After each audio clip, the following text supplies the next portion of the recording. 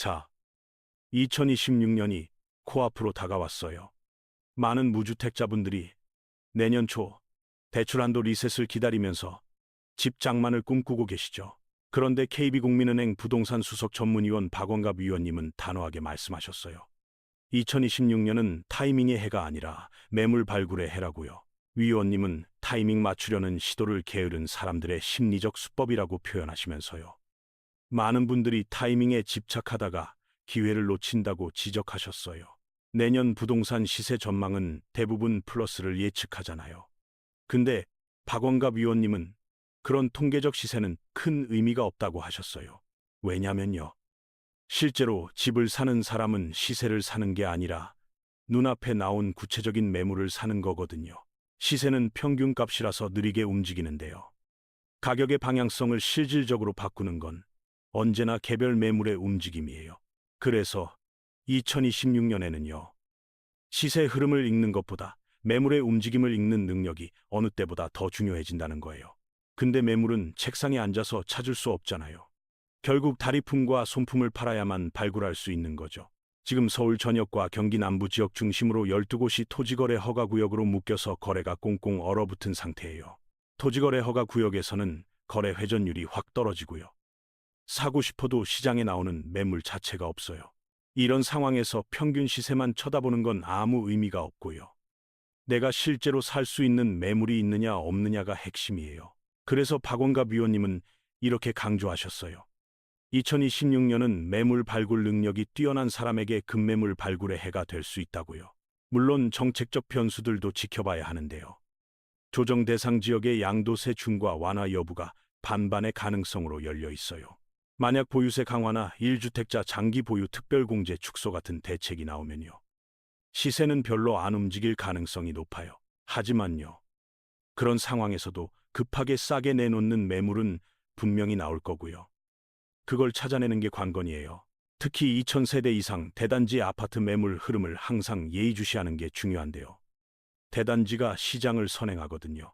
자, 내년에 꼭 집을 장만하려는 분들의 첫 번째 전략은 의외로 단순해요. 바로 중개업소 사장님들과 친해지는 거예요. 지금 서울과 수도권에서는 대출이 막혀 있잖아요. 그래서 지금 필요한 건 대출력이 아니라 순수한 자금력이에요. 돈을 어디에 얼마나 모아놨는지 세부 계획을 꼼꼼하게 점검하고 고민하는 과정이 반드시 필요해요. 그냥 영화 보듯이 막연하게 나 집 사야 되는데 이러고 있으면요. 평생 집 못 산다고 박원갑 위원님은 경고하셨어요. 요즘 집 사기가 애매하다고 느끼는 분들이 정말 많은데요. 박원갑 위원님은 그런 분들에게 냉정한 현실을 말씀하셨어요. 지금 애매하다고 생각하는 분들은요. 앞으로 3, 4년 동안 집을 못 살 거래요. 왜냐면 깔딱고개를 못 넘기거든요. 집을 사려고 하면요. 지금 너무 비싸다는 생각, 외국처럼 폭락할 수 있다는 두려움, 이런 방해 전파들이 끊임없이 들려와요. 중국 상하이 집값이 반토막 났다는 뉴스 보면서요. 한국도 그렇게 안 된다는 보장이 있냐고 걱정하시는 분들 많잖아요. 근데 이것저것 다 따지면 영원히 의사결정을 못하게 돼요. 이럴수록 마음을 비우는 심재가 필요하다고 하셨어요. 깔딱고개를 넘으려면요. 결구우기와 한이 필요하고요. 무엇보다 내 집을 향한 절박함과 간절함이 있어야 해요. 박원갑 위원님은 단호하게 말씀하셨어요. 그런 간절함이 없으면 차라리 집 사지 말고 괜히 고민하지도 말라고요. 많은 분들이 지금 가격대가 고점인지 버블 구간인지 걱정돼서 깔딱고개를 못 넘고 망설이고 계세요. 그런데요. 현실적으로 집값이 크게 빠지기 어려운 이유가 있어요. 단기적으로 공급이 턱없이 부족하거든요. 게다가 통화량은 계속 풀리고 있고요. 주가는 5천 선을 바라보면서 주식이랑 아파트가 서로 연동돼서 움직여요. 한국은 이제 완전한 아파트 팬덤 사회가 됐어요. 돈이 빌딩도 상가도 토지도 아닌 아파트로만 몰리고 있거든요. 인구가 줄고 구매력이 떨어졌는데 왜 집값이 안 빠지냐고요. 그건 시장을 평균적 시각으로 보는 실수예요. 집값은요. 국민들의 평균적 기대가 아니라 그 집을 실제로 살 수 있는 유효 수요의 구매력이 결정하는 거예요. 강남 집값은 결국 그 돈이 있는 사람들이 어떻게 생각하느냐가 결정하지. 돈 없는 사람 의견은 반영이 안 돼요. 박원갑 위원님도 개인적으로 반포나 압구정은 버블이라고 생각하신대요.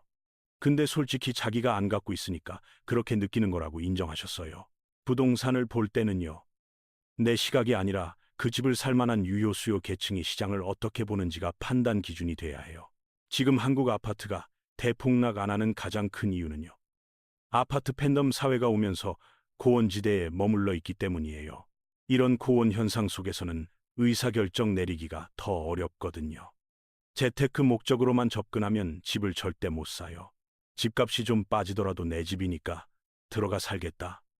이런 마인드가 아니면요. 누가 뭐래도 집 사지 말라고 조언하셨어요. 반대로 안 샀다가 오르면 어떡하지? 이런 걱정이 진심으로 든다면요. 그것도 사야 할 충분한 이유가 될 수 있어요. 박원갑 위원님은 많은 고객을 만나본 경험상요. 집을 비싸게 사서 우울증 걸린 사람은 거의 없다고 단언하셨어요. 왜냐면요. 내 집이 되는 순간 소유 효과가 발동하고요. 그 콘크리트 덩어리에 마음을 주게 되거든요. 이걸 정서적 가치, 이모셔널 밸류라고 하는데요. 내 자식이 못생겨도 내 자식인 것처럼 내 집도 마찬가지예요. 2012년에 하우스푸어 250만 명이 있었잖아요. 그때 힘들었던 분들이 지금은 거의 다 부자가 됐어요. 오히려 집을 싸게 판 분들이 우울증에 걸려요. 왜냐면 다시 살 기회가 영영 사라져버렸거든요. 재테크라는 목적에 너무 충실하면 집을 못 사게 돼요. 타이밍도 안 맞고 미래가 어떻게 될지 아무도 모르거든요. 유명한 경제학자 케인즈도 30개월 이후의 전망은 하지 말라고 했어요. 그건 확률이 아니라 가능성에 불과하거든요. 대부분의 미래학자들도 예측이 잘 안 맞아요. 300개월이든 30개월이든 미래는 본질적으로 불확실한 영역이에요. 그러면 판단을 어떻게 해야 할까요? 박원갑 위원님은 의외의 기준을 제시하셨는데요. 바로 지난 3년간의 내 금융 실적이에요. 만약 최근 1년간 주식 평균 수익률이 10% 이상이었다면요. 아파트보다 주식이 더 맞는 사람이니까 집 사지 말라고 하셨어요. 내가 진짜 금융 투자에 경쟁력이 있으면 집은 나중에 사고요. 지금은 잘하는 걸 계속하는 게 더 현명한 선택이에요. 결국 내년에 집을 사야 하느냐는 이분법적 선택이 아니라요. 내 처지와 경쟁력을 종합적으로 판단해야 하는 문제예요. 박원갑 위원님은 냉정하게 말씀하셨어요. 지금 고민하고 계신 분들의 9%는 결국 집을 안 살 거라고요. 집을 정말 살 분에게 가장 중요한 건요. 꼭 사야 한다는 강한 필요, 그리고 간절함과 절박함이 분수령이 돼요. 집값이 오를까 내릴까 계산하면서 접근하면 절대 못 사요. 그런 계산은 어차피 안 맞거든요. 다만 지방은 상황이 좀 달라요. 고점 대비 5%에서 20% 정도 빠진 가격이면 하방이 어느 정도 막혀 있어요. 반면에 서울이랑 수도권은 많이 올라서 부담스러운 게 사실이고요.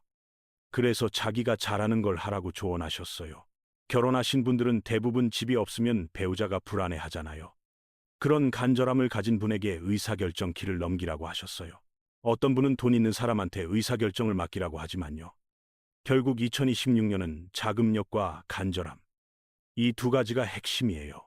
이 두 가지가 모든 잡음과 노이즈를 뚫고 의사결정까지 가는 최종 지름길이라고 박원갑 위원님은 강조하셨어요. 자, 이제 공급 얘기를 해볼게요. 정부가 공급 대책을 준비하고 있는데요. 9, 17 대책 이후 효과가 약해서 추가 대책을 검토 중이에요. 아파트 공급에 대한 기대감이 가장 높은데요. 결국 답은 재개발이랑 재건축밖에 없다는 게 전문가들 공통 의견이에요.